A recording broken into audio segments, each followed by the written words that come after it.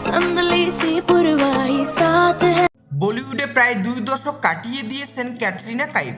2005 সালে ম্যানে প্যার কিউ কিয়ে সিনেমায় অভিনয় করেই সবার নজরে আসেন তিনি। নিজের পরিশ্রম আর যোগ্যতা দিয়ে বলিউডে নিজের জায়গা করেন এই অভিনেত্রী।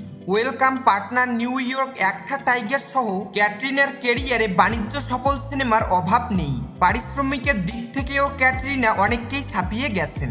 তাকে নায়িকা হিসেবে নেওয়ার আগে প্রযোজক পরিচালকদের নাকি অর্থ ভাবতে হয়। এদিকে গত কয়েক বছর ধরে ক্যাটরিনার মোট সম্পত্তির পরিমাণ 224 কোটি টাকা।